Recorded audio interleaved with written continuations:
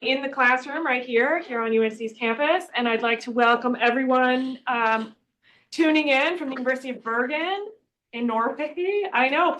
So for those of you who don't know, we have a new partnership with the University of Bergen, and they've been just absolutely wonderful partners. We've sent 3 students there. 3 undergraduates have gone there, and we've welcomed, so that we have an undergraduate and a master's and a PhD exchange program with their little essentially social sciences, political science department. And we're now working with some faculty collaborations and some joint research, and hope that this will, blossom into something even more and long-standing. And the Norwegian Utforsk is what they're called. I don't speak Norwegian. Is their sort of higher education organization, sort of government entity, and they have generously funded this project for 4 years. So this is the first time we're doing a joint class. And so hello, everyone in Norway. Thanks for coming. And we have you all on Zoom, of course, but the chat is open, and we really hope that you will be active participants in the discussion, just like we hope all of you here in person will be active participants in discussion. We're thrilled, of course, to kick off our Friday series with our director, Dr. Priscilla Layne. And to those of you in Norway, I'm Katie Shanahan-Lindner. I'm the executive director here at the Center for European Studies, and we'd love to have you come over here and be with us in person if you decide to do the exchange. So I'm going to turn it over to 2 students who will introduce our speaker. Thanks, everyone.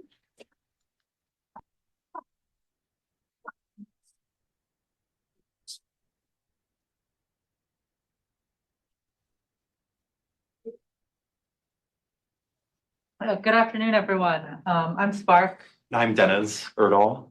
We're both students in the Transatlantic Master's Program. We are delighted to introduce our very first speaker this year for the Transatlantic Lecture Series, Dr. Priscilla Layne. After completing her bachelor's degree at the University of Chicago, Dr. Layne received an MA and a PhD with the dissertation Black Voices, German Rebels, Acts of Masculinity in Post-War German Culture from the University of California at Berkeley. She served as the president of the American Association of Teachers of German from 2022 and currently serves on the boards of the German Studies Association, the African Arts Journal, Carolina Seminars, and Monatshefte. Dr. Layne has translated numerous books from German to English, for which she has been awarded the Susan Sontag Prize for Translation, and has also written her own books, including White Rebels in Black, German Appropriation of Black Popular Culture, and Out of This World, Afro-German Afrofuturism. In 2018, Dr. Layne was awarded the Berlin Prize from the American Academy in Berlin. Dr. Layne has also appeared on DW News, Die Zeit, the Goethe Institute, and Meixberger. Dr. Layne has taught in the United States and in Germany. In particular, she taught at the University of California at Berkeley, Eberhard Karls Universität Tübingen, the University of Bremen, where she taught on internationalization at home, and here at UNC Chapel Hill since 2011. At Chapel Hill, Dr. Layne teaches Germany and the Black diaspora, as well as Hitler in Hollywood cinematic representations of Nazi Germany. She is also currently teaching a III course on science fiction, the environment, and vulnerable communities.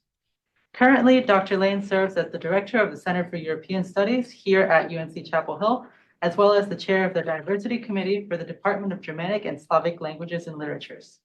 Please give a warm welcome to Dr. Priscilla Layne.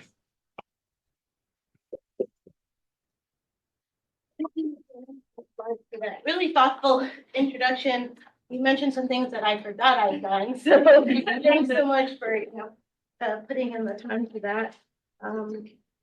Yeah, I'm happy to kick off this lecture series. Great to get to know all the TAM students better. Also, anybody else, any other guests that are joining us, especially the folks in Bergen. So yeah, today my presentation is anti-Black racism and anti-racist activism in Germany.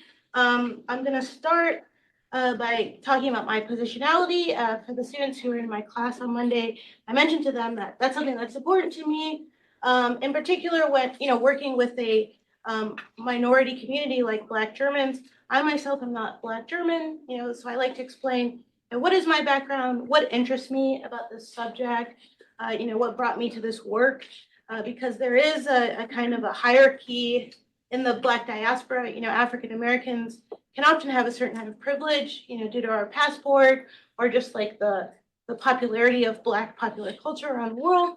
So it's something that's important for me to reflect on, as I engage with these communities to write about their work. I'll talk about some terminology. There are different terms. You can say Afro-Deutsch, you can say Schwarze-Deutsch, Black German. So I'll explain a little bit why people use different terms. Talk about the roots of anti-Blackness in German history, how it's tied to colonialism, the transatlantic slave trade, and then talk about forms of anti-Blackness in present-day Germany. So my background, a few personal photos. So my family immigrated to the U.S. From the Caribbean. My mother's family came from Barbados. My father's family came from Jamaica. They met in Chicago, in the late 70s. So I was actually the first one in my entire family born in the U.S., which they teased me about often, the little American eating McDonald's all the time. But it did make for a very interesting upbringing. I feel like from an early age, I was kind of confronted with the idea that like there's different ways of being Black around the world. Like Blackness is not monolithic, and that's an experience for me that came from childhood, because I found that in school people often expected me to speak a certain way, be interested in certain things, and if I had different interests or even the way that I taught, people would say, why are you talking white, or like, why are you interested in this, in punk, not hip hop or something. And for me, it was really frustrating growing up, because I thought, I was trying to be my authentic self, and people were always trying to put me into categories, and it was frustrating. And so I feel like that's informs my interest, my research, the idea of multiple kinds of Blackness existing around the world. And that led me to ask, what is the experience of Black Germans, because they have a distinct history compared to African Americans. To what extent has African American culture been influential for them? And where do our experiences diverge? So as Spark and Denise mentioned, I got my BA from the University of Chicago, which I went to in part because I wasn't ready to leave home yet. But also it ended up being the perfect place for me, because I am a self-described nerd. It was a very good spot for nerds. There wasn't a lot of partying going on, but I also was able to really dive into my love of German. So I actually started learning German when I was 10, just out of curiosity for the language, because I heard it in a movie. But it was in college that I encountered German literature. So I always say that Franz Kafka, in particular, it was an author that spoke to me, for anyone who's read him. So, a Jewish Czech author who spoke German, writing during the interwar period, wrote a lot of texts about alienation, modernity. So like modernity being an alienating experience. And for me, being in college, I could really relate to those texts. So we read The Metamorphosis, which if you haven't read it, I highly recommend it. In a nutshell, the story begins, a guy gets up in the morning and realizes he's turned into a bug. And he tries to figure out how to go about his day without people finding out that he's a bug. So I remember reading that book on the bus on the way to my class and just saying like, oh my God, this is amazing. I have to study this literature. So it spoke to me in a way that, let's say, reading Wordsworth and, the kind of like American transcendentalism just didn't work for me. So yeah, I got my BA in comparative literature with a focus on German and English.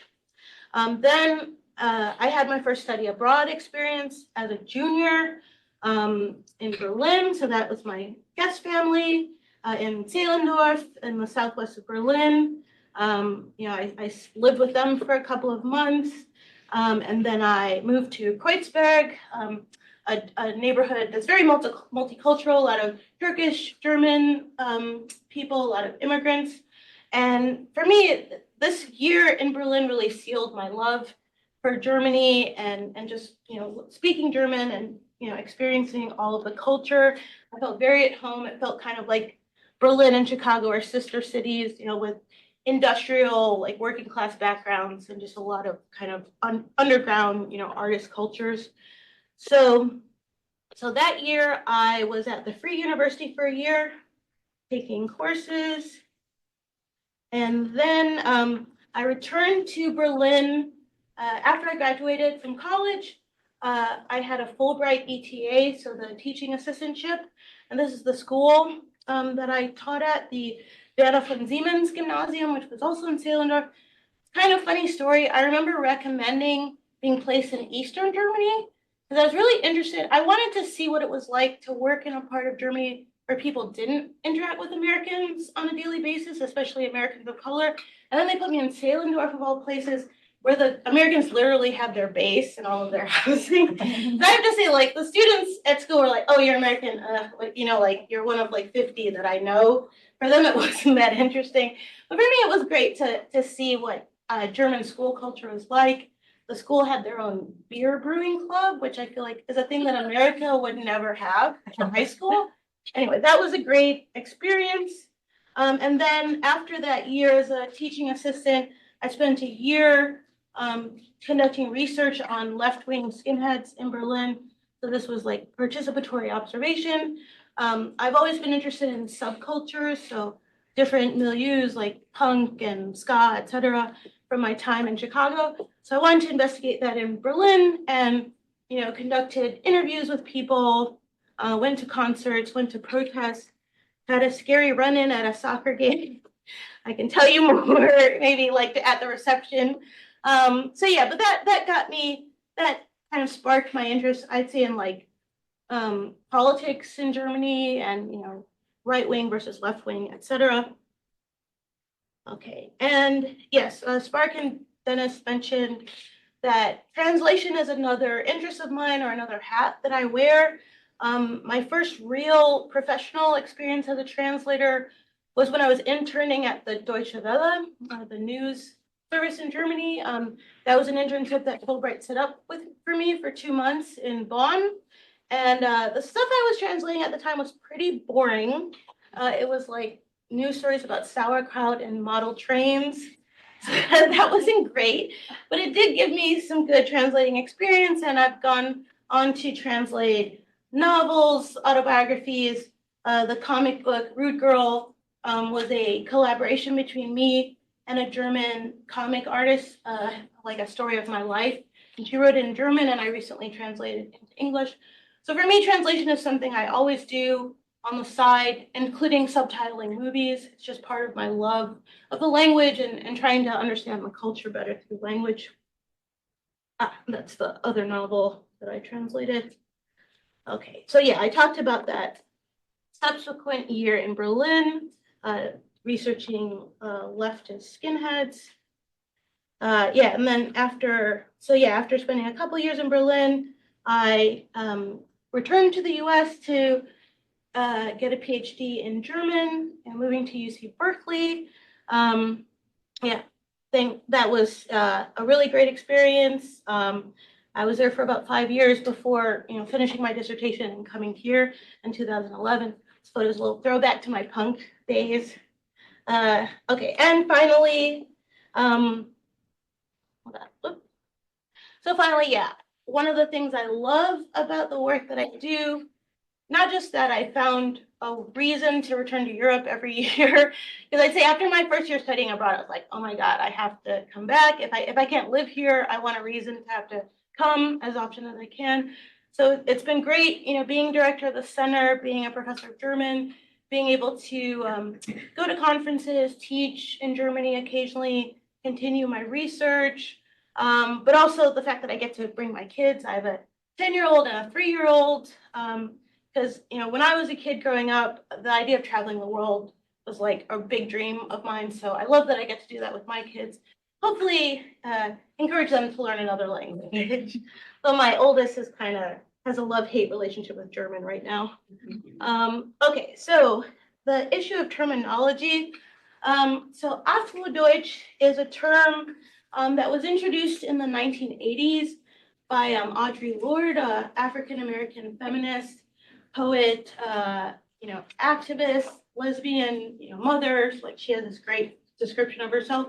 So she went to Berlin in 1984 and taught a poetry class. And part of the reason she went to Berlin is that she heard there were Black German women and she wanted to meet them because she was really interested in international feminism, connecting Black women around the world. And she taught this class there, met these women, and really struck up a close friendship with them and encouraged them to write about their own experiences. So this term Afro-Deutsch was developed because, you know, if you think about all the kind of hyphenated identities, you know, when we say Afro-American, Asian American, right, that the notion of having this hybrid identity didn't really exist in Germany at the time. A lot of the terms that they used for Black people were derogatory, always kind of marking them as being other, like being from outside of Germany. So Afro-Deutsch was Lord and these women's idea, this is going to be the term where we, you know, get to name ourselves and take some kind of agency. Schwarze Deutsche is a term that developed around the same time. And if you look at periodicals from the 80s, you'll see both terms being used interchangeably. Nowadays, people like to use Schwarze Deutsche as a more inclusive term. So when people say Afro-Deutsch, they often think of, okay, one white German parent, one Black parent, or parent from the Black diaspora. With Schwarze Deutsche, you know, it could be two Black German parents, or a Black German and a Black Polish parent, or, you know, any kind of combination. Also, Black immigrants who moved to Germany when they were kids and grew up there. So Schwarze Deutsche is seen as being just a more inclusive term. And okay, so Schwarze Menschen in Deutschland. This is a phrase that means Black people in Germany that the organization ISD uses now. So they used to be called the Initiative of Black Germans, so Initiative Schwarze Deutsche.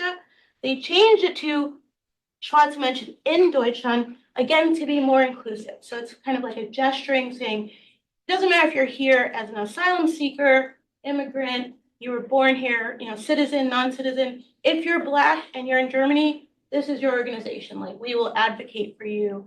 We're concerned about, you know, your well-being. And then, of course, in Germany, they also use the term people of color, which they just use in English instead of like developing a German version of that.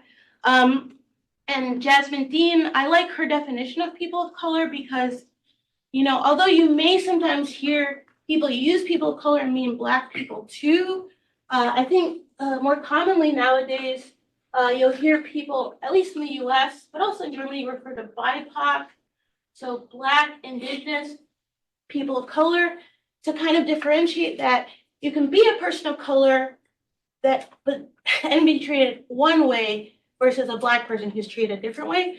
A great text, I'll have to look it up. There's a Turkish-German playwright who wrote an essay about this, and he talks about how, as a Turkish-German, he has dealt with people discriminating against him. You know, they assume he's Muslim, but he says, I still experience a certain kind of privilege that Black Germans do not, right? So I think differentiating between anti-Black racism and racism against POC, like that's why that's so important for a lot of people. Okay, and yeah, there's my explanation of BIPOC. Okay, so let's talk about the roots of racism and of anti-Blackness in German history. In my class on Monday, I was talking about the importance of thinking about racism as a structural problem. We read an article by an author, Rita Chin, about multiculturalism in Europe, and she stressed this important shift from thinking about racism from an individual problem to a structural problem. As I said, if you think of it as a problem of an individual, it means, oh yes, there are individual racists and there are bad people, you know, and if we just, you know, teach them to be better, or if we get rid of them, everything is fine. That's a very different way of thinking than the idea that racism is ingrained in a structure. You know, it could be in the legal system, in the school system, that is connected to values, you know, that the nation shares, that the nation perpetuates. And so it's important to think about how the structural racism of today's Germany connects to the past. So when I teach my class on Germany and the Black diaspora, I like to start with, I'll try to move the Zoom stuff out of the way. I like to start with some images from this, pre-colonial era, because the fact is that Black people have existed in what is today Germany for, hundreds of years. We have documentation of, say, Ethiopian people traveling to Germany. On the left, the far left is a Black Knight, Holy Mauritius, who is, there's a statue of him on a church in Magdeburg. And this text on the right, Parsifal, is this, it's actually a French romance, but there's also a German version where one of the main characters is biracial. So his mother is North African, his father is French, and he is depicted as the most noble of knights in this tale. So the reason I bring this up is that the German idea of Blackness was not a single idea that just exists over centuries, but rather it depends on the historical context. So at this point in time, when it came to people who are other and perceived as dangerous, people focused more on religion, right? So if you were Black and Christian, you weren't necessarily a threat, right? That's why we see a lot of depictions of Ethiopians in medieval literature from this time, because Ethiopians who were Christian, it was like, okay, they're just, a different kind of Christian. So here, a lot of the negativity that gets associated with Blackness is with Black Muslims, like from Northern Africa. Another thing about these pre-colonial attitudes is that, so, when it comes to understandings of Blackness or notions of Blackness, that starts to change around the era of the transatlantic slave trade. And there's lots of scholarship about this, about how, like, on the one hand, you have the Enlightenment discourse happening in the 18th century, trying to decide what does it mean to be human, what are the natural rights of man, what is man entitled to, what does it mean to be free? So you have all these discussions going on, while at the same time, people are trying to justify the slave trade, right? And so you could say it's easier to justify the slave trade if you say, but these people are not quite as human as us, or like on the hierarchy, they're down here and we're up here. So technically it's okay if we enslave them. So this is the time where you start to see these negative characteristics being associated with Blackness, laziness, ignorant, lacking a culture. And although in Germany, you didn't have the institution of slavery the way we refer to it in the US, where it's like on a large scale. And in the US, we talk about chattel slavery, as a specific kind of slavery. In Germany, you had individual enslaved people brought to Germany, but their experiences may have all been unique. So here in the middle, we see a sketching that a German artist, Albert Dürer, did, Katharina the Moor. On the right is Wilhelm Anton Amel, who was, I think it's Anton Wilhelm Amel. I always get his first and middle name confused. He was originally from what is now Ghana and was enslaved and brought to Germany, brought to a court. So at this point in time, for the nobility in Germany to have an enslaved Black person is to show how wealthy you are, that you could afford to have this exotic, specimen.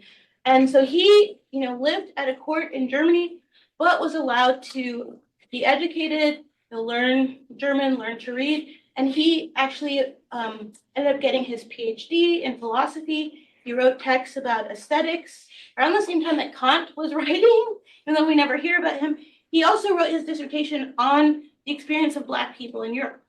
So a lot of people say that for Black European studies, his dissertation is like the founding text, but it was lost.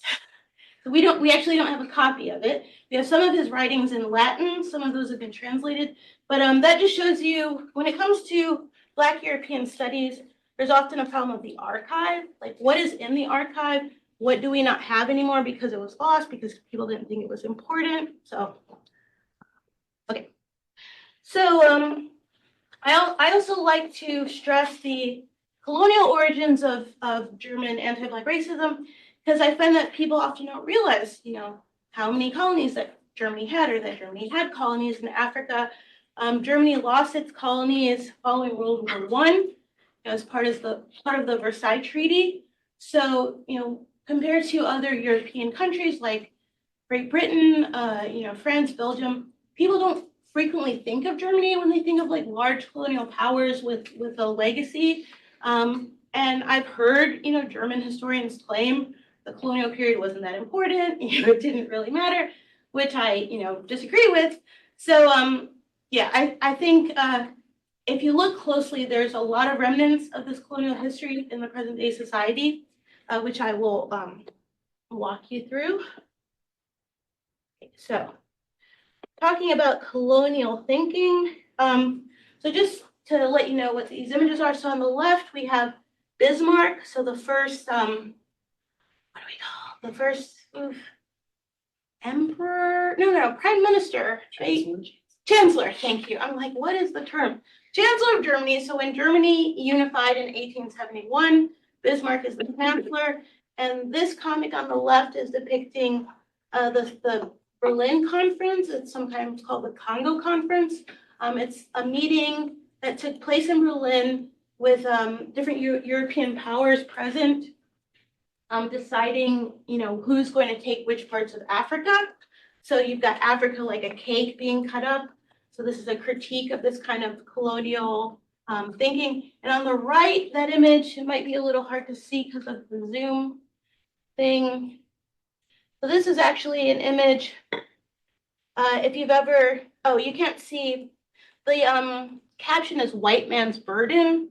I think that's a Rudyard Kipling poem, but anyway, you see, I think that's a British person, and this is Uncle Sam, and they're carrying the colonized, people of color up the mountain, right? That's conveying this idea of, people of color, people of the global South being seen as underdeveloped, and that there's this need for, imperialism because the Western, white countries are going to like take them up the mountain of progress. This is the kind of thinking we see perpetuated in a lot of anti-Blackness in Germany. So, a big part of that is when Germany still had its colonies in Africa, one of those colonies was German Southwest Africa, which is now Namibia. And there is a war that took place between the Germans and the Herero and Nama, so the indigenous people living there. So when it comes to Germany's colonies in Africa, not every colony served the same purpose. Some colonies were acquired for like economic trade reasons. So Togo, for example, was used for selling cotton or growing cotton and selling it. But Namibia was supposed to be a settler colony. So their goal for Namibia was for Germans to be able to move there, divide up the land, because there was a lot of like cattle, grazing farms.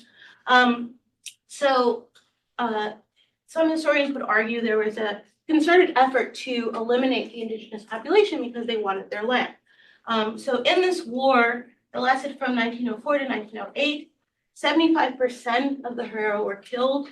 And there was a lot of propaganda written during this time, like to support the war and kind of position the indigenous people as the aggressors. This is a scene on the right-hand side is a cover of a book called Peter Moore's Journey to Southwest Africa, where you have this like racist image of an African fighter, like who's got a gun, but then he's depicted as not having any clothing. He doesn't have any like distinct facial features. So this is the kind of image of the African aggressor, that would be circulating in Germany during this time.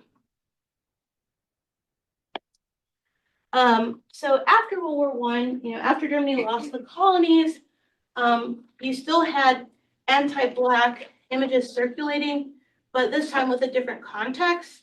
So after World War I, part of the Versailles Treaty was that France occupied the Rhineland area, so this like western part of Germany bordering France, kind of as a way to, keep the Germans in check, And the French used a lot of colonial soldiers at the time. So soldiers from, Morocco, Senegal, even as far away as Southern Asia, Southeast Asia. So in the German press, there was this kind of, kind of a popular campaign, Black Shame on the Rhine, where people protested against the fact that these Black soldiers were kind of patrolling, policing white Germans. They accused the soldiers of sexual assault.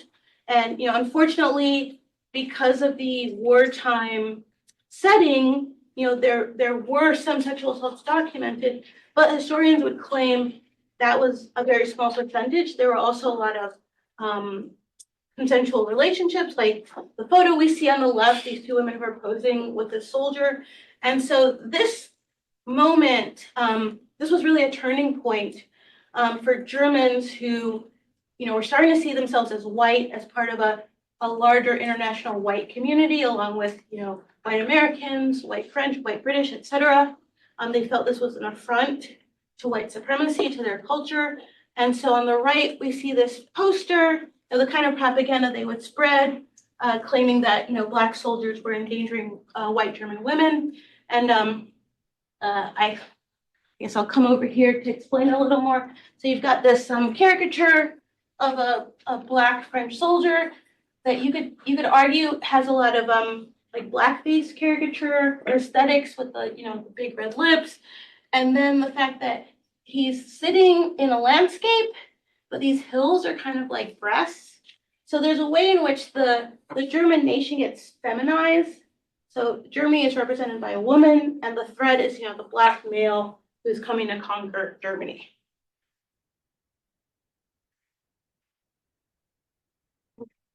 And that kind of the way in which sexism and racism come together in this moment, you'll see that repeated throughout history. So because there were in fact, several consensual relationships at this time, there were about 400 Black German children born during this interwar period. And already before the Nazis even came to power, we have documentation of German politicians debating, like discussing them as a problem and debating what to do with this population, even discussing forcibly sterilizing them. So it's quite scary to see that some of the racism, the eugenic thinking, that the Nazis pushed is already there, in the 20s, with people saying that these children would need to be sterilized so that their presence doesn't fundamentally change like the biology of Germany and what Germans look like. And interestingly, well, I'll get to that a little later. During the Nazi period, Hitler did forcibly have several Black German children from the Rhineland sterilized. There's one individual in particular, Hans Hauch, in a documentary I have, who talks about the experience. But these are people, for example, who don't get restitution after World War II. They're not necessarily seen as victims of the Nazi regime. So when it comes to the Nazi relationship to Blackness, it's kind of difficult to wrap your head around. It's multi-sided.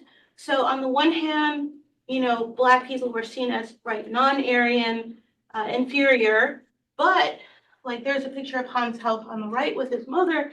He served in the military, right? He was forcibly sterilized and then drafted into the military.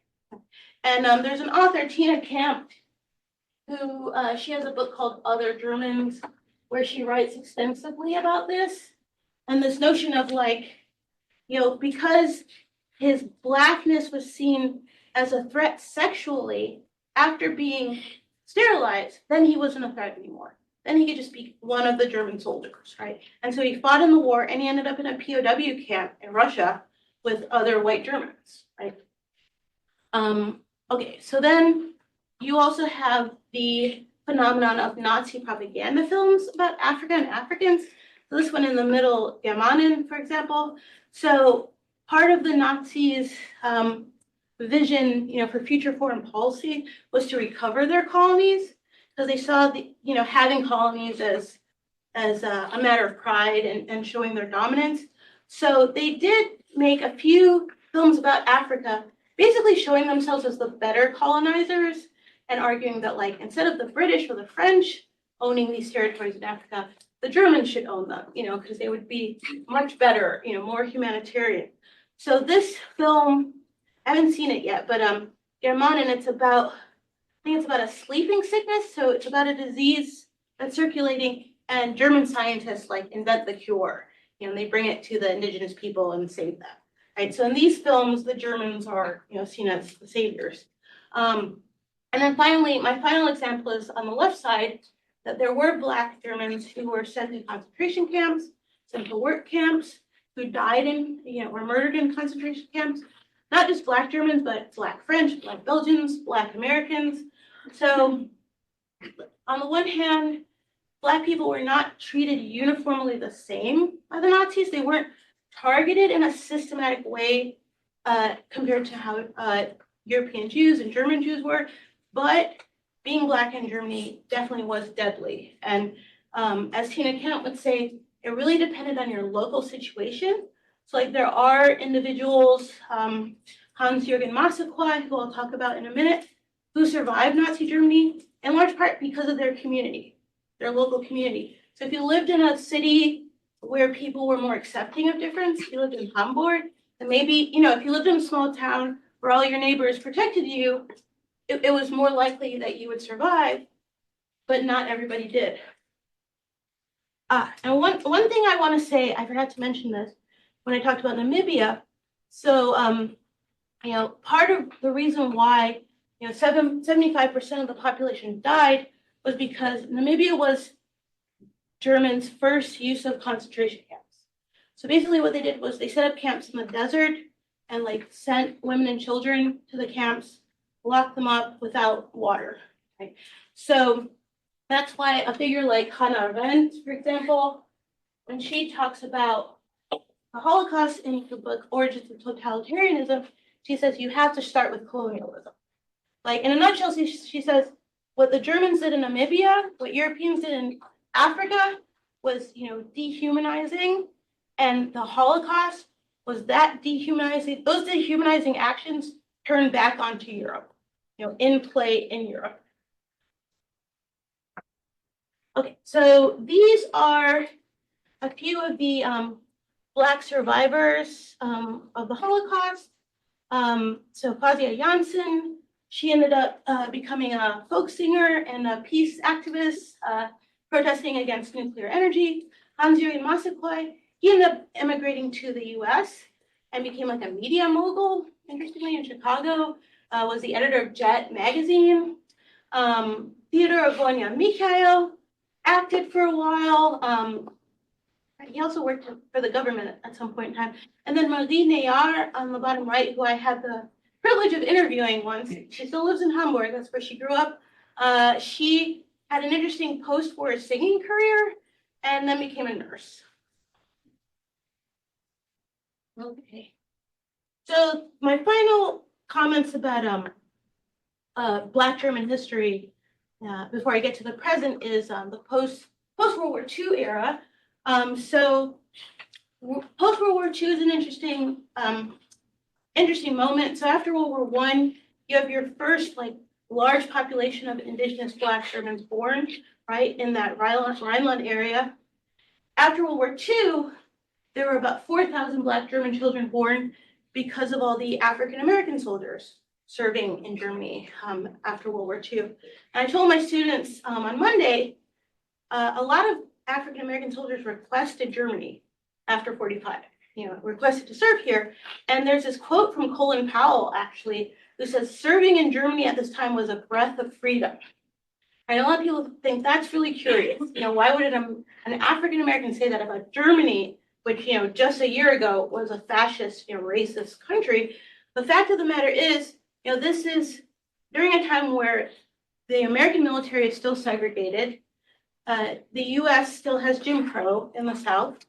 You've got African-American soldiers, maybe from the North, Chicago, New York, who go to basic training in Louisiana, in Texas, right? So African-Americans who don't grow up with Jim Crow, but suddenly are confronted with it in basic training and dealing with their superiors, right, being racist towards them. So for them, the experience of the Army is a very unpleasant, segregated racist experience. And then they go to Germany, and Germans see them as the victors. They're seen as having money, right? They have more money than Germans do at this time. So quite a few African Americans, had relationships with white German women and felt it was a very liberating experience because in Germany, you still had racists, right? People still had racist ideas about Black people. And actually, there was a rumor spread that Black men had tails. They were spreading this rumor so women wouldn't date them. But at the same time, this image that we're seeing of them on a merry-go-round, you couldn't have that in the South, in the US, right? These are things that they would have been killed for, even looking at a white woman or dating her. So that's why you have to take all that into consideration, why Germany would have this unique place for them. Okay.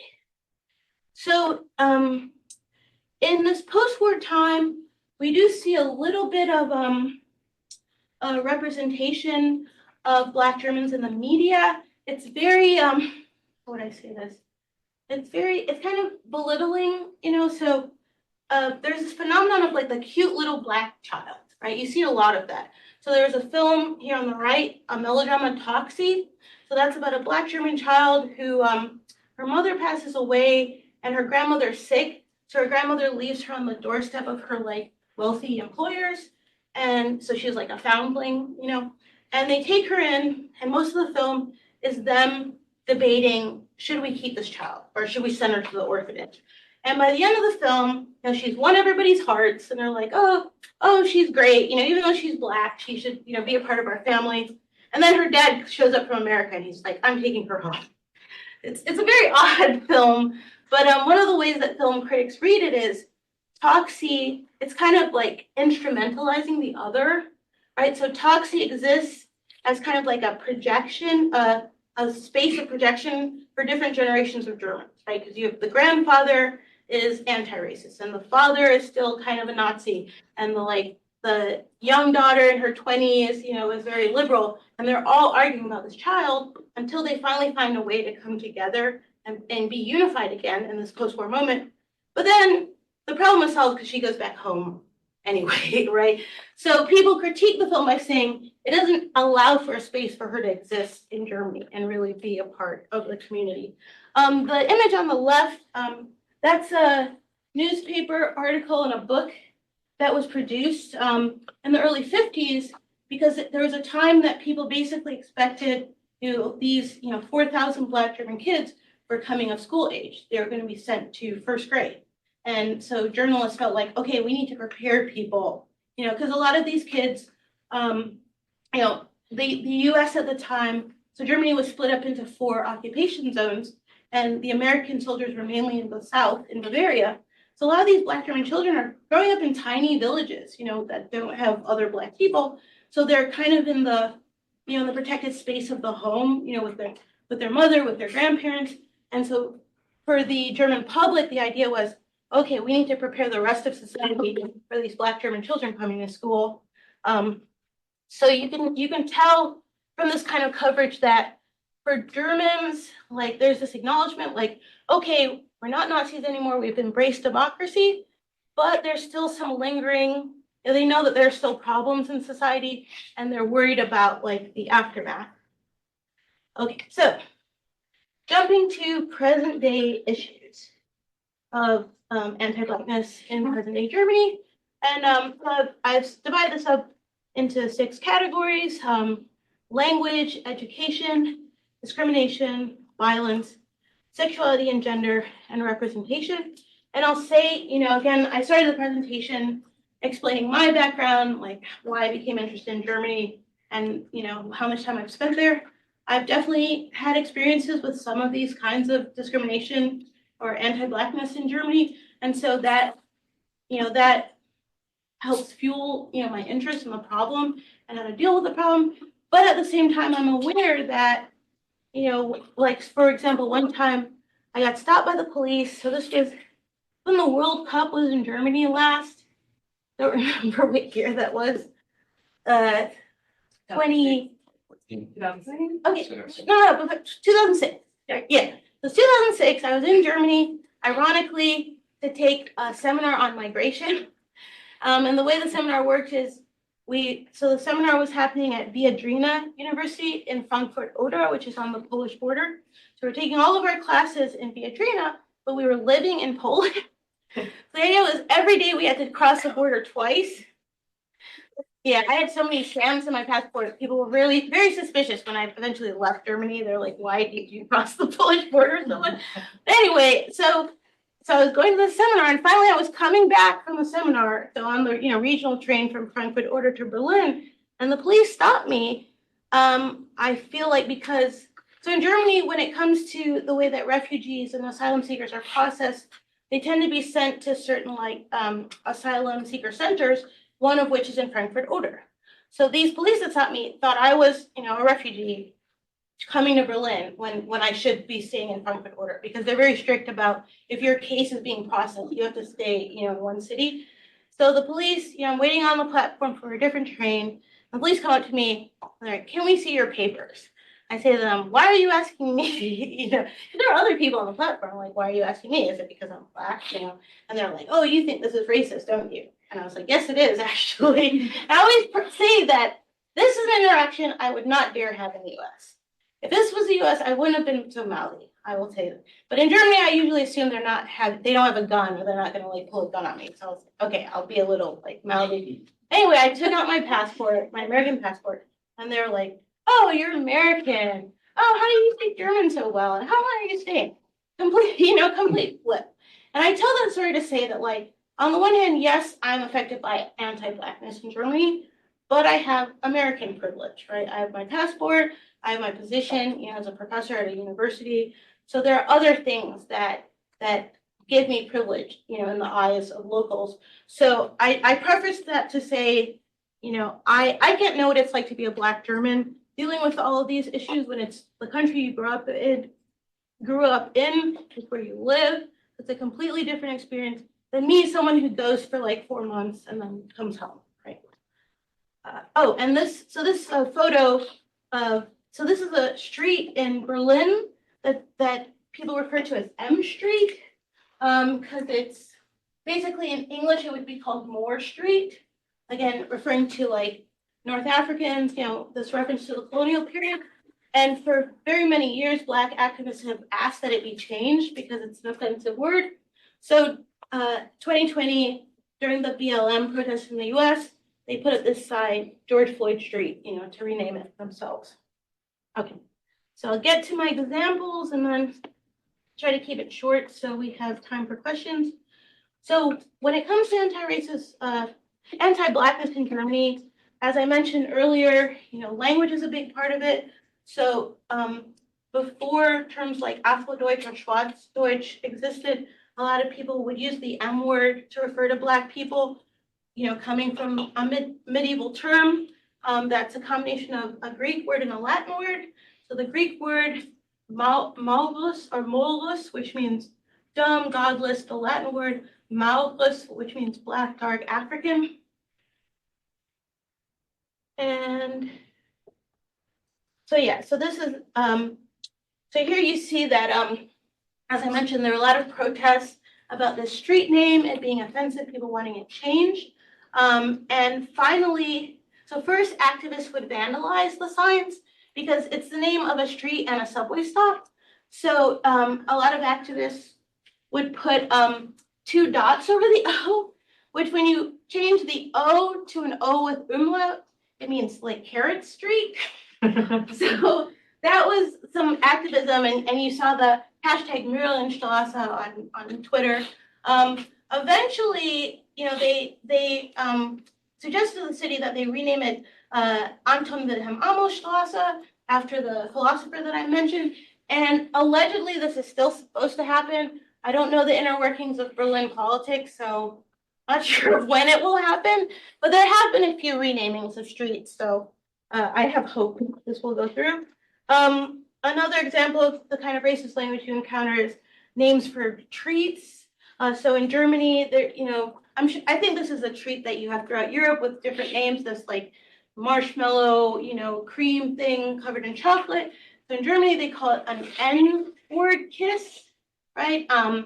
Or like they have another dessert at the bottom that's called a M-head, right? So these are, for me, these clearly show the link between like colonialism, racist ideas of Black people, and the whole notion of eating the other, like colonialism and advertising, right? This fetishization of chocolate and associating Blackness with chocolate. But unfortunately, for a lot of average people, if you say these are problematic names, they'll say, oh, but we've always called it that. What are you talking about? We don't mean it like that. Right? So I mentioned, the idea, how coining the words Afrodeutsch, Schwarze Deutsche were moments of empowerment for Black Germans. And there you have a nice picture of Audre Lorde, the African American in the middle. On the left is Catalina Oguntoya, a Black German historian. On the right is Maya Yim, a Black German poet. And they were all part of this activism at the time. So then you have the issue of education. This is interesting because I feel it's one of the ways where discussions about racism, and representation in Germany are similar to what's going on here. So there are a lot of old German children's books where there are problematic representations of Blackness. This one up here, it's from Struwwelpeter. Here, I'll move that. From the 19th century. And that's a strange story because it's actually arguing that Blackness is okay, but in a very strange way. So the story is basically that this Black boy is walking along the street and 3 white boys point and laugh at him. So St. Nicholas punishes them. He says, you shouldn't laugh at other people, but he punishes them by dipping them in ink and making them black. So I'm like, okay, you're saying don't make fun of people for their difference, but you're also saying Blackness is a punishment. So that's the kind of like, you can see the desire to, I guess, be more multicultural, but there's still that anti-Blackness tendency there. Then this is actually Swedish, Pippi Longstocking, but very popular in Germany. And then this, like Jim Knopf and Lucas the Engine Driver, which again, the author Michael Ende, he actually wrote this as an anti-racist book about multiculturalism, but the depiction of the Black character is very problematic. He's kind of like the helper, subservient. He's another foundling, right? He washes up on an island. And people are like, where did he come from? And he lives on the island until he approaches adulthood. And they say, oh, well, this island can only have 4 people. And he's about to become the 5th person. So somebody has to go, right? And then he goes off with Lucas on this like adventure. So there's a lot you could do with that story. Talk about Blackness and subjectivity. Yeah, there's been a lot of debates in Germany around these kinds of books. Black Germans have, said that they should be taken out of the libraries. They shouldn't be taught in schools. Whereas you have, some white Germans who will say, oh, but they're classics, or, you have to understand them according to their time, or we can't just go around taking books out of the library or banning books or censoring books. So that's part of the discussion going on there about education. Finally, I'll say another thing about education is you'll see when you read autobiographies by Black Germans, you'll encounter a lot of the discrimination they face in school. And for me, this is something unique about the German school system compared to the US one, at least. So in Germany, there are these different types of higher education or like secondary schooling you can do. And a lot of times it depends on what your teacher, how your teacher assesses you, or people often say it has a lot to do with your parents. Did your parents go to, vocational school, or did they go to college prep, right? So for a lot of Black Germans, they encountered the problem that their teachers would assume that they were dumb, the teachers would just say like, oh yeah, you should become a nurse, or, you should go into kindergarten education. So just make assumptions about what they were capable of because of them being Black. And so like having this really impactful influence on their career trajectory. Let's see. And really quickly, when it comes to post-secondary education, there are a lot of issues there. Not very many Black professors at all. There are a few here and there. They tend to be at different universities, not even in the same discipline. One might be in education, one might be in gender studies. And there is a movement by Black Germans to establish a Black studies curriculum in Germany, but there's been a lot of pushback for that. Part of it is, I would say, a German misunderstanding of what Black studies is, right? So higher ed might say, oh, but we have African studies, right? Isn't that the same thing? And so, of course, Black Germans will say, no, that's not about our unique history in Germany or about Black European history.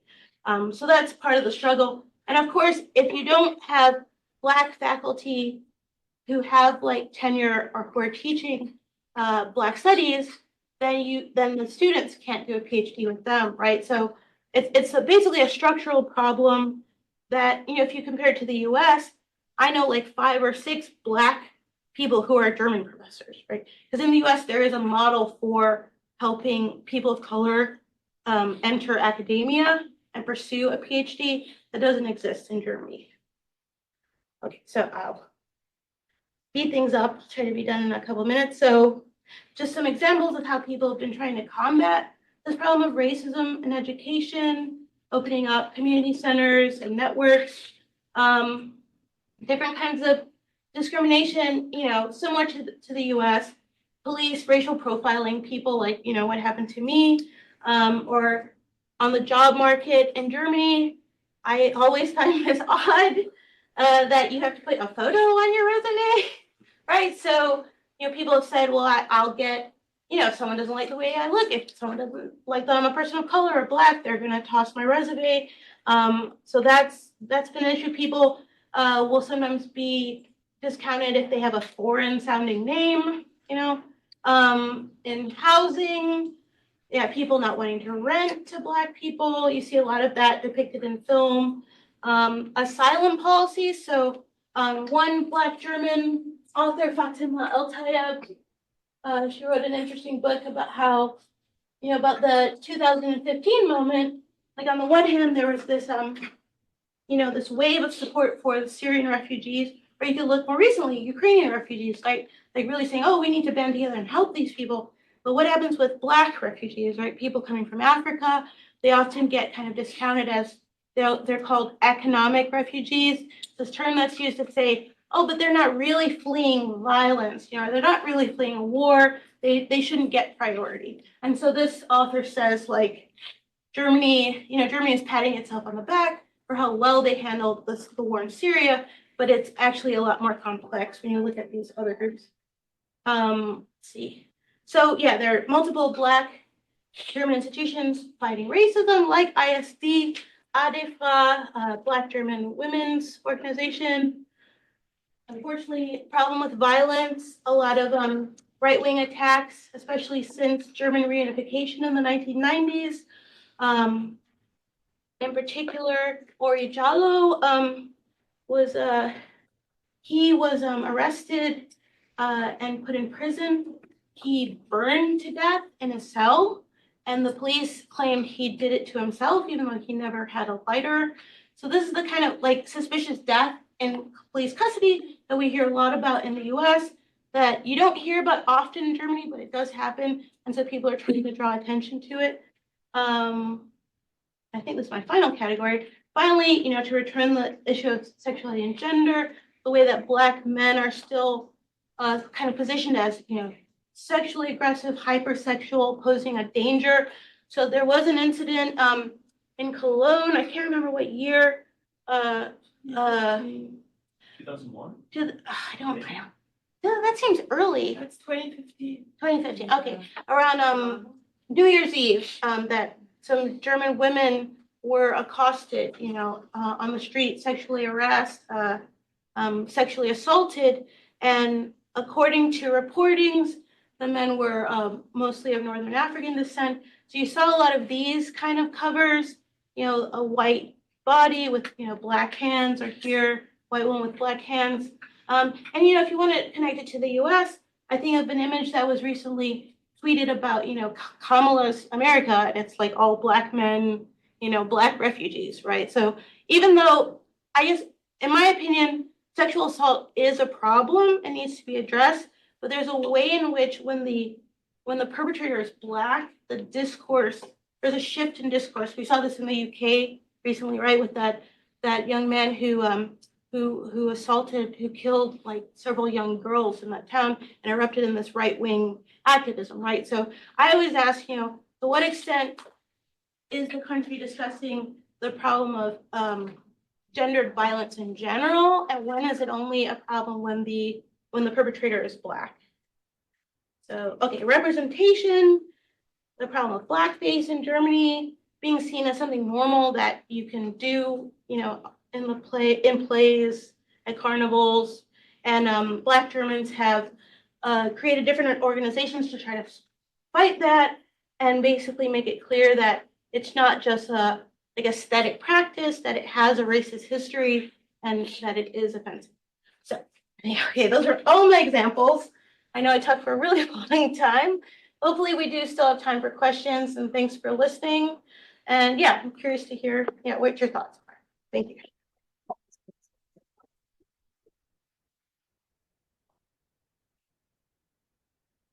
And I know you're watching the Zoom. Okay, just in case there are questions from Zoom. Yeah, Gene. Yeah, so I had a question about like the use of the American privilege, like in the story where they kind of changed attitude when you pulled out your American passport. Do you think that's unique to the US in this, like in their role post-war? Or like it would have been a similar change in attitude if you pulled out like a UK passport or a Canadian passport? Or... That's a good question. I do think that the US has a unique space, right? Definitely, World War II, the Marshall Fund, right? The whole importance of the transatlantic relationship. But I would suspect if I was Black Canadian or Black British, they would still be friendly, because I always think of it as I'm there, but for the time being. I can always go home, right? And so I feel like when people interface with me in Germany, it's like, oh yeah, you're great and we love your work, but they don't see me as a threat, right? I'm not taking their job potentially at the university, right? I'm not bringing my kids to raise them there. So I do think that being a Black visitor puts you in a different category than if you're living and working there. How do you think the Reformation affected how Germans saw Ethiopians, for example? Oh, the Reformation. I know that came up around the time of Enlightenment and the beginning of colonialism as well, so it might have gotten blended in there. But that's interesting. I mean, in grad school, I did have to read a lot of Martin Luther, but when we dealt with his racism or his discrimination, it was mostly his anti-Semitic writings. I don't remember encountering much around that time about Blackness. I mean, there is a phenomenon in the Enlightenment of wanting to be more tolerant of others. So, I think of, there's this play by Lessing, Nathan the Wise, right? That's bringing like Muslim, Jewish, and Christian characters together. There's great scholars who do work on the image of the Middle East in Germany in that time. So it could, I don't know, it could be that there is a desire to accept difference and see people as your brother. I guess one example would be, I like to bring up Herder as an example of a German philosopher who was, against colonialism, against imperialism. And I would say, like a lot of, there were European abolitionists who were against slavery, basically saying, these are our brothers, right? These are our Black Christian brothers. We shouldn't be treating people like this. But even within those texts, you often still will find some kind of a hierarchy, meaning like they they are against the violence of slavery, but they don't necessarily see Black people as their equal. So I would suspect there might be a lot of that going on. But other than that, yeah, unfortunately, I don't know a lot about specifically how the Reformation would have influenced, anti-Black thoughts. So Kind of a long question, but in my other class, we were talking about liberal democracy and what it means, and I proposed that a liberal democracy necessitates at least minimum ethno-nationalist homogenizing policies or some kind of base level of intercultural tolerance. The teacher countered by saying that Germany was a liberal democracy before the 1990s, despite it having ethnocentrist citizenship policies. And that really surprised me because I don't know, I guess some people disagree with this in America, but I feel like American nationalism necessitates some level of understanding of an immigrant nation and multiculturalism. In Germany today, what do you think the association of like liberal democratic values or like being good, like Europeans, does that clash with multiculturalism? Is there like a growing sense of multiculturalism as associated with that, or like a new immigrant perspective on the nation? Like, how is it diluting ethnocentrism? Is it diluting ethnocentrism, or is ethnocentrism coming back? yeah, that's a really good question. I think the answer depends on how you understand what liberal democracy is. Because I don't necessarily think a liberal democracy like means an anti-racist society, for example. Because there are all kinds of ways to understand liberalism, right? Like I'm thinking of France, for example, this idea of like democracy, secularism, but that can often conflict with immigrant cultures, right? So if you understand your nation as being like very secular or like religion is in the private sphere, and then you have an immigrant who's Muslim and wants to wear a headscarf, right? And you feel like that negates with your understanding of a liberal democracy. There you already have a problem, right? So I guess I feel like my short answer would be I feel like liberal democracy usually goes hand in hand with a kind of with I feel like if you're seen as like well integrated, you'll be fine. But if you're seen as not being well integrated, you have a problem. And of course that's all very subjective, right? Yeah, I don't know if that makes sense to you. Because I think that places like Germany and France do embrace a degree of multiculturalism, but it's like to an extent, right? Like I feel like there are still fixtures of the national identity that that would find like incorporating certain like different values challenging. Thank you. Yeah. We have a question in the chat. So how do you explain a stronger prevalence of racist stereotypes in former East Germany, where the traditional German thinking was disrupted much more strongly after World War II? So actually, I had a student who wrote a BA thesis on this topic last spring. So yeah, typically people think about East Germany as having more problems with, racism, right-wing populism. There are a lot of different theories for why that might be. Typically people will say that East Germany didn't do as well a job of working through the past, the Nazi past, because East Germany saw itself as a completely, separate state with a different history, right? For them, West Germany, they inherited the Nazi past. For them, East Germany was built by the people who resisted the Nazis, right? It's built by the people who fled to the Soviet Union, the people who were put into camps because they were socialists, they were communists. So I think there is a degree of East Germans like just saying like, that's not my past, especially since they saw a lot of, for them, Nazi Germany and the BRD, West Germany, had some continuity, right? In the way in which they saw like capitalism as fascist, right? But that's not saying that East Germany didn't deal with this issue at all. I mean, there are East German films about the Holocaust, about World War II. I would say that based on my research, especially there's a great documentary by a Black German woman from Eastern Germany. It's called Becoming Black. And maybe one of you can write in the chat. And the director's name is Ines Johnson Spain. And she talks about what it was like growing up in East Germany as a Black woman, as a biracial woman. And for her, she basically stressed the fact that race wasn't really talked about. So I think part of the problem is you still had anti-Black views, but people didn't really talk about them because the official rhetoric was, we are anti-racist. We are a socialist state. We are anti-racist. We're in solidarity, with Mozambique, with Cuba, with Vietnam. We don't need to talk about that. That like East Germany, to its credit, in the 50s, UNESCO released a statement saying that race isn't real, basically that race is a social construct. And East Germany very early on said, yes, there is no race. Racism is a product of capitalism, right? But the official state rhetoric and what's going on with the people is two different things. So often, yes, you had people who had racist views. And for me, those views are, again, tied to colonialism. And if you don't work through that, for me, that's really the main problem.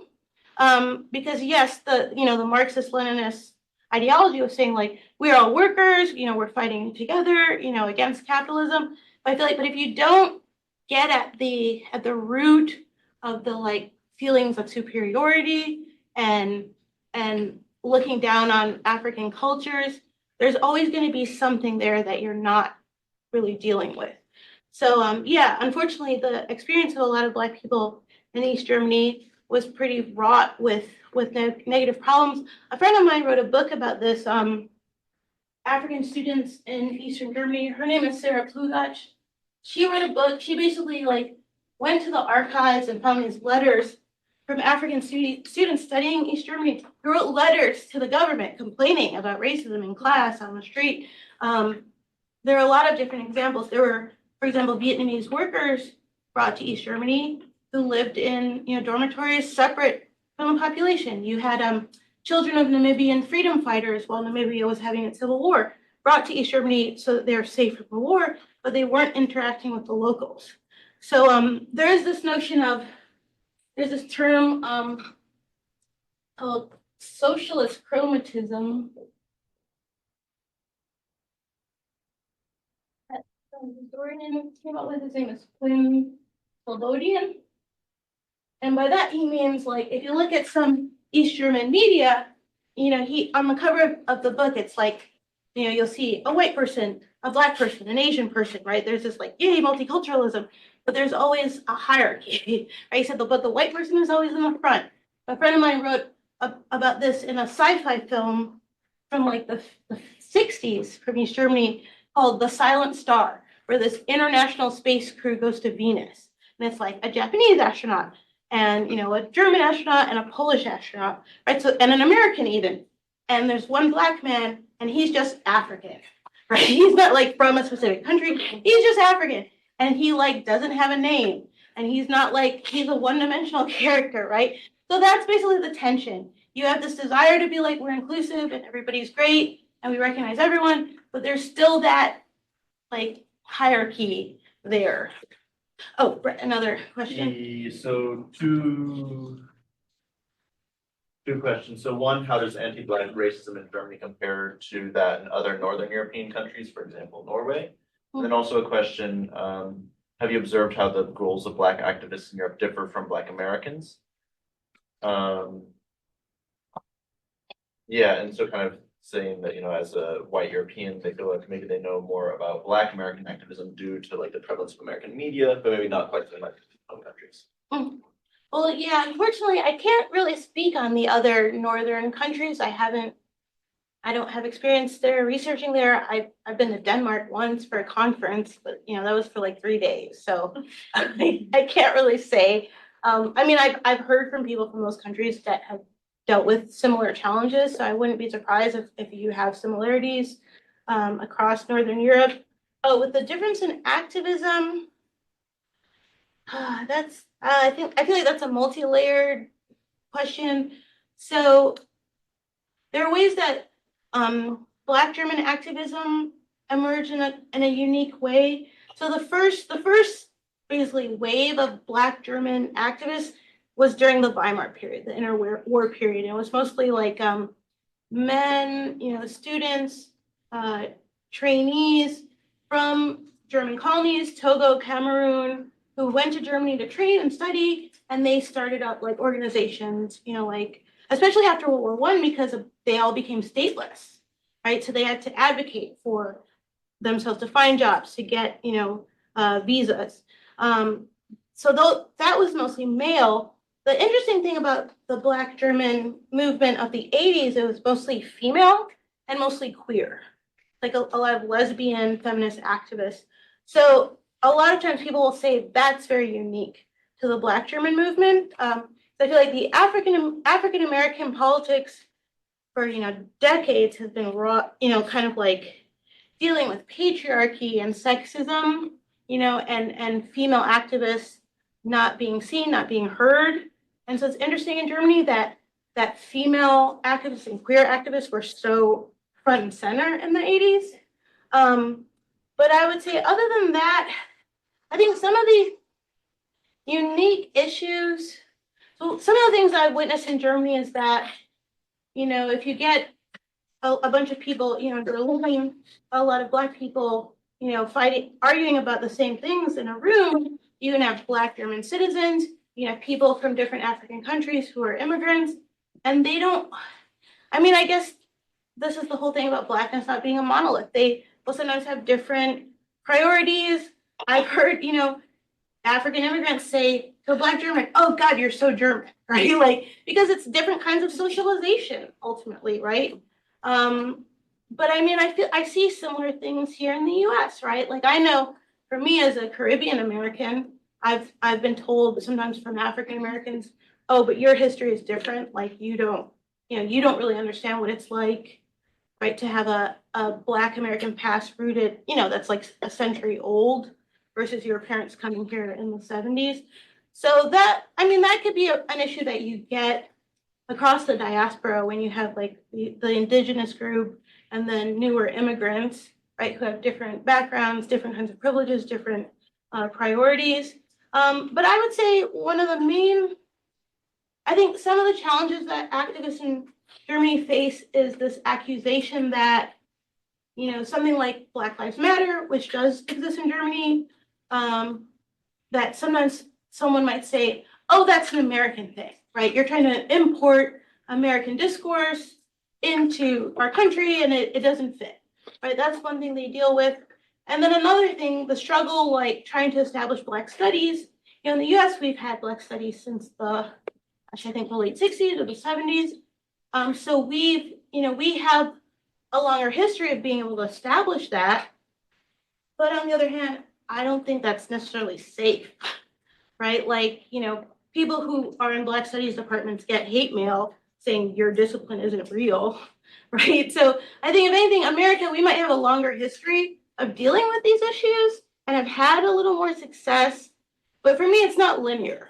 I don't necessarily see us further along as Black Germans because, especially in this point in time, we're all kind of struggling with the same threats, I guess. And they're very much interested in what's going on here. Like in 2018, when I was in Berlin, they invited folks from Ferguson, Missouri to talk about BLM at their like local center. So that's one thing I always say about Black Europeans is that they know what's going on in the US and they know their history. And I think they're a little frustrated that we don't know as much about what's going on in the rest of the world.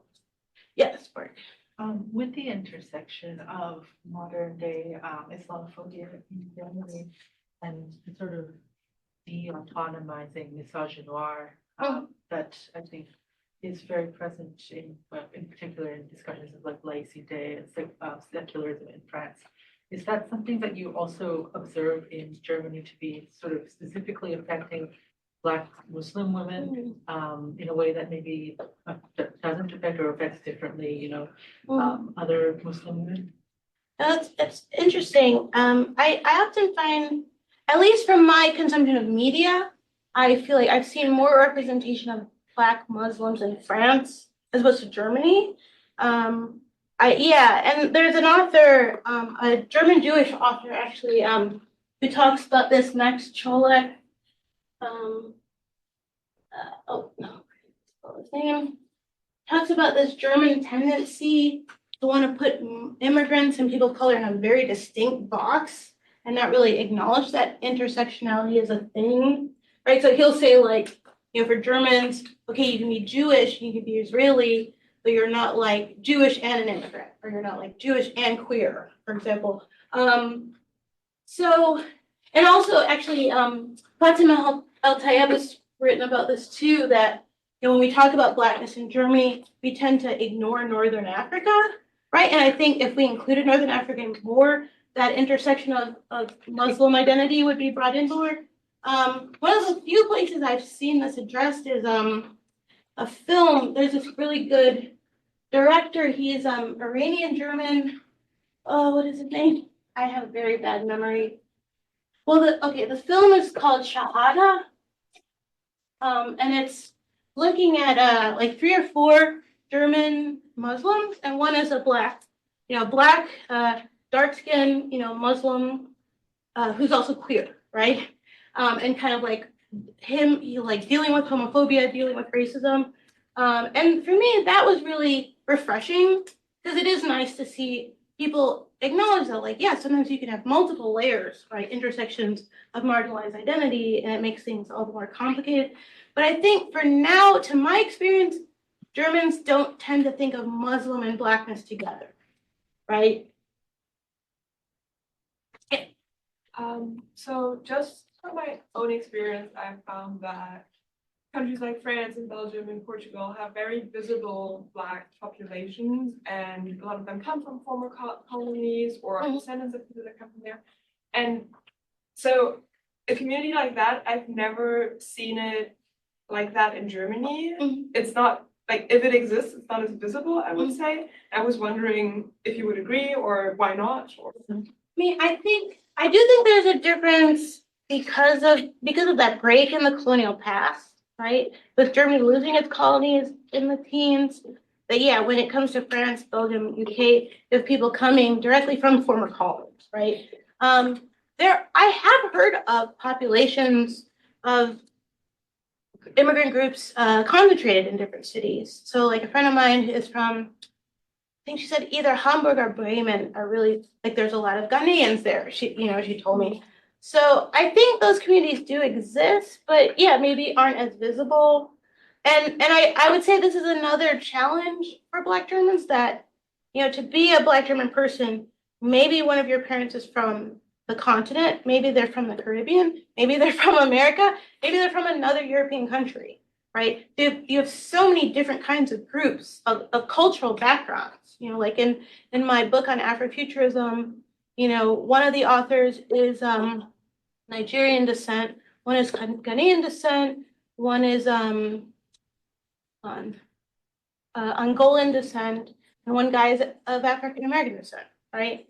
And so I think it's difficult, like, I guess in terms of strategic essentialism, you can unite around the problem of anti-Blackness and say this is important for you and you want to fight it.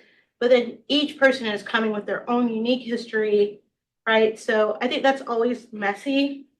And there can be strength in messiness, but it can also make things complicated. It can make it hard to come to consensus. So yeah, I think that's just one of the challenges. Talking about colonialism, you mentioned that there was the one colony that was meant for German people to immigrate to. I was wondering if that was like a project that came to fruition. Like, did a lot of German people end up moving to Africa, and do those population, or in that country specifically, and do those populations exist, like German people living there, and kind of how do they view view Black people, and maybe Germany's the continent's dealing with anti-Blackness? So that was German Southwest Africa, which is today Namibia, and yes, it's very messy politically, because at some point Namibia was being occupied by South Africa. So I think their politics were also influenced by apartheid at the time. That's before they gained independence. Yes, like So I have not yet been to Namibia. It's one of the things I would love to do. But there was a great exhibit on German colonial history at the German Historical Museum in Berlin a little while back, and they had a whole thing about Namibia. And if you look at, you go there, the streets, there's German street signs. There are plenty of German families whose roots are from that time, and they own large farms, and their workers are Black people. So there is still that, you can feel that colonial privilege. Or like, I once watched this documentary about a German school in Namibia where, like, if you were, German descent, if your parents were, German citizens, you could go there, but like very few of the local Black people could go there. So yeah, I think you still see that kind of colonial relationship, to this day. And there's all kinds of great, interesting scholarship on Namibia specifically. Oh, yeah.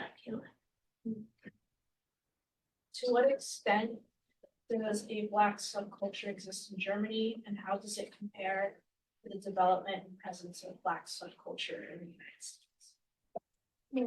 I mean, I feel like that's hard because my question would be, what is subculture? I guess.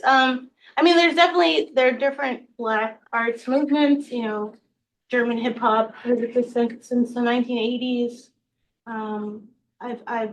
There are Black filmmakers, documentary, people who do like exhibits, installations. So yeah, I would say, I guess a kind of like a Black German counter public, maybe a counter discourse to the mainstream definitely exists.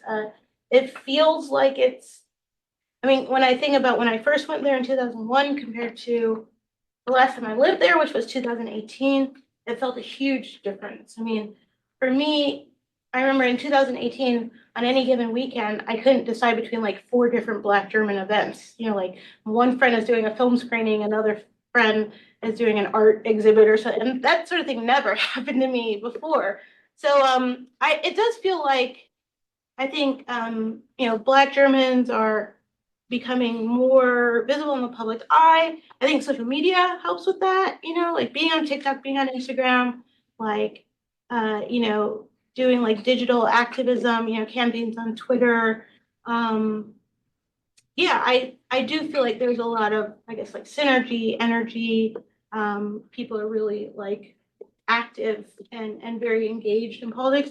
And even like when it comes to official politics, you have more and more Black people who are being elected, to local governments. So, but yeah, I think depending on where you are, definitely, if you're in a big city or a smaller town, you will find a very active community. And like ISD has different like chapters, Frankfurt, Hamburg, Berlin, for example. I have a question about anti-Blackness and the Holocaust specifically. So something that really interests me is like memory as opposed to ethno-nationalist or ethnic violence. When I went to the Holocaust Museum in DC, I don't even remember any kind of reference to Black. Mhm. I'm trying to use the right word, being targeted in the Holocaust. And when I went to Berlin, I went to the Topography of Terror. I went to some of the memorials around there. I also didn't see any reference. Is there like a gap in like memory around the role of anti-Blackness in the Holocaust? And why do you think that is? Well, so I know that the Holocaust Museum in the U.S. has artifacts and documents. They actually recently did a summer school on this topic, so I know they know about it. I've never been there, so I don't know if it's the case that they just don't have it in like their permanent exhibit. I've been to the Topography of Terror, but it was like 23 years ago, so I don't remember it that well. But I mean, different Black Germans have talked about this in their biographies, like Hans-Jürgen Massaquoi, Theodor Michel. I mean, some people argue it's because of the size of the population, because comparably, the number of Black victims isn't that large. There was a feeling that they kind of fell through the cracks as victims, right? Like not being Jewish. Sinti and Roma were also victims of the Holocaust, and I don't know to what extent they get a little bit more recognition, but I think because the Black victims were also, like I mentioned, from different countries. right? Like, for example, there's some documents, there are a bunch of drawings we have from a Black Belgian inmate. So that might be difficult. It might be, maybe people see it as being the responsibility of the country where the victim is from, like, to tell that story. But I don't know. I think part of it is, like I said, this inability of people to think about these intersecting identities, right? Like they think, okay, Holocaust Jewish victims, right? Or maybe Sinti Roma victims, queer victims, socialists, but I don't know. I don't, there may not be a concerted effort to ignore them or not tell their stories, but I think a lot of people just don't think about it. But I mean, for the people who lived through it, that's very hurtful. You know, like Hans Hauch, I can share, I have a clip of his that I can share with the town class where he's talking, you know, he's living in the town where he was forcibly sterilized and he's walking back to the hospital and he's remembering that time and he's talking about how nobody cared this happened to her. And Marie Nayar, she's an interesting case because so she's the one that I said after the war she became a pop star. So interestingly, they tried to market her as being born in the 40s, right? So they're like, yeah, we'll market you as like African American German, and you're born after World War II, even though she was born in the 20s. So there you have this interesting, like, willingness to acknowledge a Black population born after World War II, but not acknowledge the ones from earlier. So yeah, I think it's a complex question, right? Like why people why certain narratives are more comfortable than others. Thank you. Oh, sorry. You touched on the notion of the sort of false consciousness in Marxism and sort of on how that can be sometimes, you know, used to gloss over intersectional identity. Particularly, you know, this is something I've also noticed in white Marxism, in you know, sort of or organizing circles that you know, are based in the core, that are perhaps more content to settle for non-racism rather than anti-racism. Yeah. And so, I mean, there's always, you know, Shirley Chisholm's folding chair, but more than that, how would you advise, you know, people organizing, people, you know, who want to put these ideals in praxis to be able to sort of interact with that and got it. I mean, so I think there's a book, Black Marxist Thought, that's really great because that looks at the history of, you know, African American, Black British, Black Caribbean intellectuals who've engaged with Marxism and not only found it useful but critiqued it. You know, this whole the Marxist idea of that, like, oh, if we eliminate class problems and that takes care of, right, everything else. So I think there are ways that Black activists have tried to make Marxism their own by like addressing the gaps. But I would say if I'm going based on like the most recent literature that I've read that I found inspiring, I'd say it's a combination between gosh, I can never remember this author's name. Sorry, I might have to like go to Amazon or something. There's this author who's written about Black Lives Matter. But she's what? No, okay. She's also written about the Combahee collective. Sorry, my here. Oh, here we go. So this is some of the most interesting stuff that I've read recently because it's an early example to me of intersectionality. And I can't remember, there's an author who is telling this narrative. Her book is more recent. I can email you her name. But for me, what I found really inspiring about BLM as like a more recent kind of iteration of this kind of liberation politics is the acknowledgement of needing to liberate everyone, right? Like this, like you talk about, LGBTQ, about disability rights, right?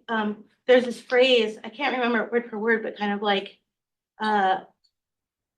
if we're all gonna get free, this group has to get free. Like I really like that kind of a politics because I feel like it's just more honest. And I think of Audre Lorde again. And there's a great text of Audre Lorde's writings in Berlin, of her lectures in Berlin. There's a whole like edited volume. In the book. Here, the Berlin years. No, that might be a movie. Anyway, I'll find the book eventually. But like Audre Lorde, she said a lot of things that are relevant about this. So some of the things that really stay with me is she says, like, you have to acknowledge every part of yours, right? She says, if there's a part of your identity that you won't acknowledge, it will be used against you, right? So I really love like her message about just being your authentic self, like whoever that is, and that when we show up in a space, we bring all those identities with us, and we should be honest about it, and honest about our different privileges, and that's the only way to move forward. And so to me, it's some kind of combination of that, because I think when we get to essentialists and say, oh, but no, this group first, because I feel like in the history of kind of like liberation politics, a lot of Black people have heard, okay, we'll just do this and then we'll get to you. Just wait and then we'll get to you. And they're just like, I'm tired of waiting, So I think that goes for, BIPOC, that goes for queer people, that goes for disabled people, like this desire, like, no, I'm here as my full self and I would like all of my, concerns addressed. And we can't have this like hierarchy. We'll talk about class and then we'll get to sexism and then we'll get, yeah, I think that when we try to do it that way, you end up waiting forever, basically. If that makes any sense, that might have been a little rambling, I think. So I don't know how much time we have. Oh, Henry. Yeah, I have a question. How prevalent would you say it's for like Black Germans nowadays have kind of a Black European identity? Do you think that's kind of changed now with like European integration and as they've come more into contact with like maybe Black communities in France, UK, Belgium? Do you think that's kind of changed things over time? I would say there's definitely a Black European identity. There's a great book by Johnny Pitts named Afropeans, where this is a Black British author, and he goes to, I think it's like Sheffield, Amsterdam, Berlin, Paris. He goes to different cities and talks to the community there and talks about their history. And so, for example, in November, I'm going to Frankfurt for a symposium. We're going to do a symposium on Black European art, right? And have people from different countries. So, I mean, I think it's the kind of both and maybe of the EU model, right? So I'd say like a Black German, right? Their context of Germany and understanding their rights there is important, but also having a larger Black European identity because they'll often find similar struggles. So I don't know, is it time to stop? Okay, all right, but keeping track of time. So thank you all for, great questions. I will try to remember to send you some book titles. Again, like my mind, it's Friday, it's the first week. My mind is completely blank, but I appreciate your questions and listening, and thank you.